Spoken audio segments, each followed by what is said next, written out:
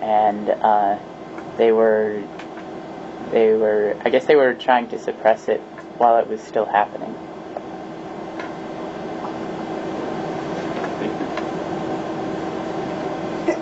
Okay, now we're going to look at duality, which is being twofold, a classification into two opposed parts or subclasses.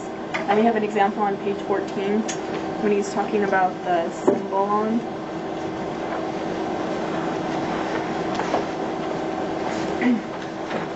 He said the dad was talking about the rivers, and they're not rivers plural that come together, but two rivers. And Peter asks, where does it say that? And the father says here, symbolithon, that's a duality, the coming together of two things, two. Now the two armies also make sense. This is a form you find only in Homer. Remember the word symbol, which comes from symbol, which means to bring together, to meet. So basically here we refine pluralism to duality because we see duality in the book a little bit more prominently than pluralism. So this is where we wanted you to do the homework so we can have a discussion about this. So where do we see pluralism and duality in this book? In the jail cell, the lady, she's talking about light and dark and people in different situations.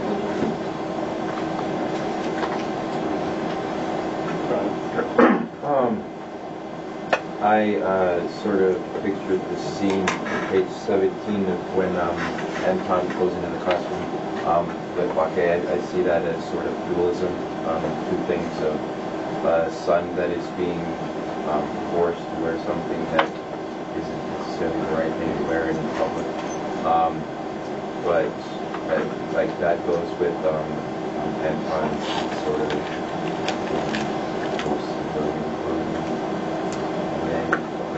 kids get together, sort of have a metaphoric connection between fathers and mothers. My father's collaborated on this stuff. So that's sort of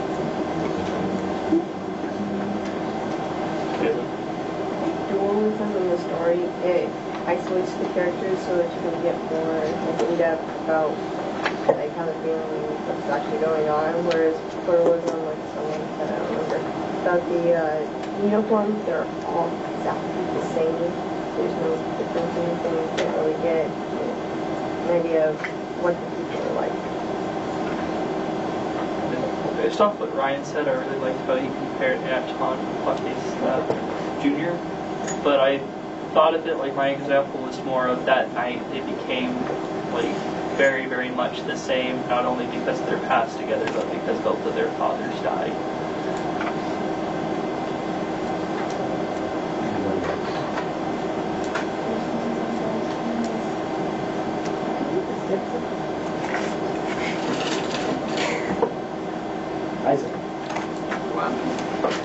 Well, there was one example that I had. I did see there was a moment of duality between Anton and Mrs. Boomer when he finally decides to return back to Ireland. And I don't know, the page number. I think it was.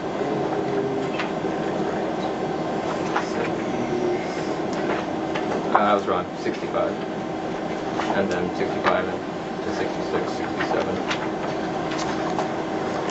But that wasn't how I was trying to define duality. When I saw duality, I was seeing an interesting pattern. I don't know if it's necessary, but when you see all these moments of duality, there's a moment of comfort because each time when they're talking, they're safe. Every character is comfortable, despite where they might be located at. And, well, I guess that's why I was having a hard time kind of thinking about the dualism. It's helpful for me. With that example of duality, we see one of the major forms of pluralism where we see the different views of why Peter was moving Ploeg. Like Miss Boomer thought, oh, he was just trying to help the poor man and what a good kid, when in reality he was trying to put the body in front of her house, so it would be them that got torched and not their family, their house. So now it struck as interesting to me how after all these years Miss Boomer has been pretty much exalting Peter and being like, you guys are such a great family and I love you guys. while Anton's over here saying, or thinking, he wouldn't dare say it, but thinking that, wow, if Peter would have had his way, you'd probably be dead right now. There's duality on page 93, just after Paquet has thrown that rock towards Anton, but it hits the mirror and he walks down the stairs. I mean, even in the beginning of this, when Anton just simply lets him inside his apartment, it's just showing how he so cares for him, even though they've had a rough past together. And at the end where it says, halfway through page 93, it says, he heard Paquet come back up the stairs. And then all later on it says, Paquet hesitated, perhaps wanted to shake hands, but he just raised one briefly and went downstairs again. And that to me is just simply symbolic that even though they just got into like a big argument and discussion over their past and just their unfortunate events that happened throughout their lives, Paquet still came back and I guess he kind of thanked them in a way for doing that act of going inside the classroom with him back when they were little kids. Also in the same scene that David is talking about where Paquet and Anton are having a duality moment, I think there's also some pluralism in there when they're talking about their fathers and how when Anton thinks that his father was killed sort of unjustly, he was innocent, he died, and he thinks that Paquet Sr. died because of the collaborative he sort of deserved that. But where the adversity comes is when Paquet Jr. looks at Anton's father the same way as he looks at his father. They both died in innocence and they both did nothing wrong. So that's where they sort of have a diverse viewpoint, even though they are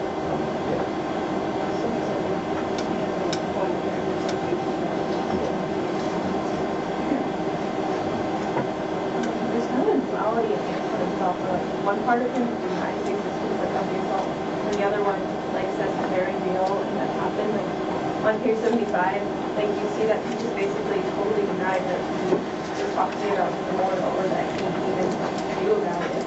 And then when he actually goes to the memorial, like right before that, like he's very upset over it. He's just kind of like has to get out of it because it was brought up to human memory. And so it's like there's two selves and stuff like that. And like one is very aware of the existence of the assault, and the other one's denied it.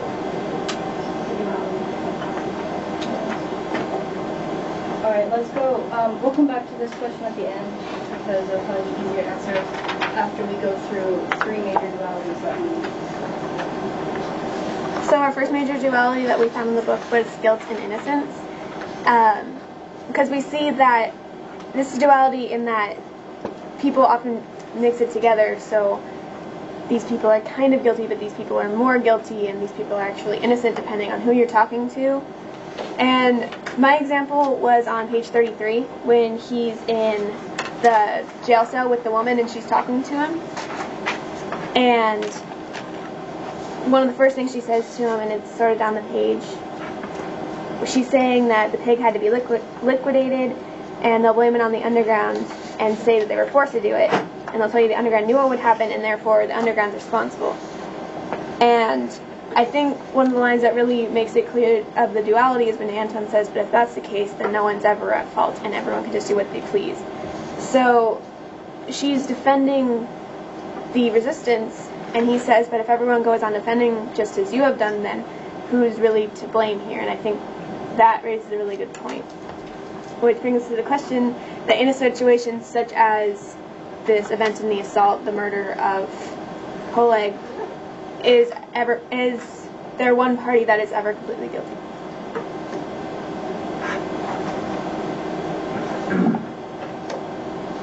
Yeah. I guess I can say the only person who is completely guilty is whoever shot Fabio Closey. To be, I think, the only one who could argue is completely guilty. And he had no intention, he or she, I guess, had no intention of what happened, like, following that. But I think, at the end of the day, that person committed murder, that person's guilty of murder. Whether they're guilty of the murder of everyone else, I don't think so, but they are guilty of that one murder. But what if, like, because later on, when he meets Fake Jr. and he's making his argument on the Nazi side, he says, well, the resistance knew that they were going to burn down your house, so it's their fault your parents died. So what would you say to that? Can you repeat the question? So, when Fake brings up the argument that it was the resistors' fault that his parents died because they knew that if they shot him in front of their house, they were going to burn down their house and kill the family. So it's actually their fault that the parents died. What would you say to that? But he didn't shoot him for their house. He shot him in front of somebody Well, else's house. So, whoever. again, I don't think that person's guilty of what happened to Anton's family. Whether it was meant for someone else, I don't know. But I don't think what happened to Anton's family was directly his fault. If anybody's at fault, it was whoever moved the body. That they are more responsible for what happened to Anton's family than the person that actually shot. Okay. I kind of agree with what Sarah's saying, but I don't think anybody can be completely guilty with that.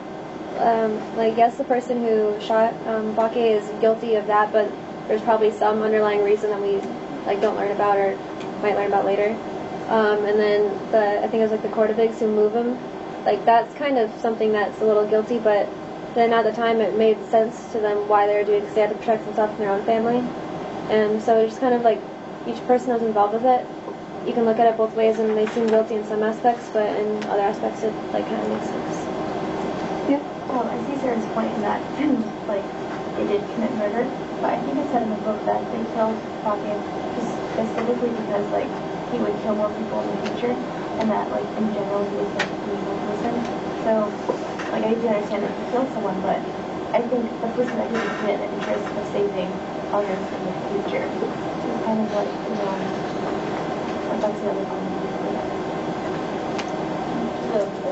Okay. Because that's the important thing for her. So how does this duality of guilt and innocent affect the characters and events of this novel?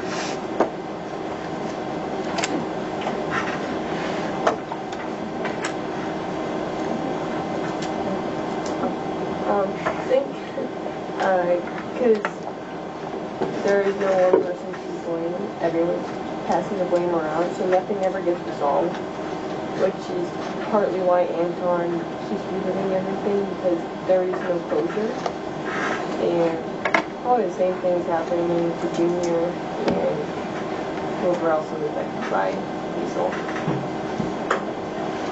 Yeah, I definitely agree with what Kaylin's saying about how it causes lots of unresolved issues, because you never really know the full story of what happened, because everybody has different views on what happened, and it creates a lot of tension between the characters, especially with Anton and Fake when they're talking about their dads and who's innocent, who's guilty, who's to blame. Yeah. So I think for this, it's the whole scene is just kind of ironic and coming together of guilt and innocence, because when the Germans got there, they didn't really care who was guilty or innocent. They just assumed who had killed who, and they took action without doing anything. It may have been easy to see a giant drag in the snow where the body had been dragged or something like that. I don't know. I just thought about that. It was when the Germans would run and saw that just kind of gaping hole where the body was dragged. And so it's just the guilt and innocence doesn't matter anymore, just because they've combined them. And so it just affects the characters because it just kind of ruins everybody's life because they don't take affect those as separate sets. So is there a way to look at it as not or? Yeah. No, no. I think maybe the whole thing was, I almost felt like it was kind of rushed just to get through the plot of the entire scene. Yeah, I feel like whoever shot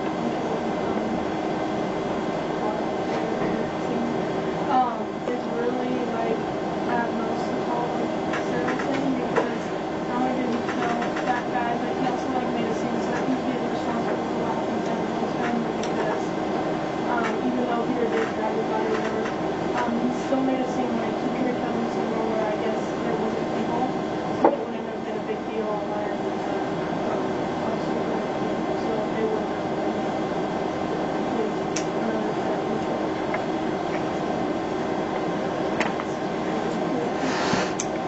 Okay, another duality that we see is light and light versus darkness.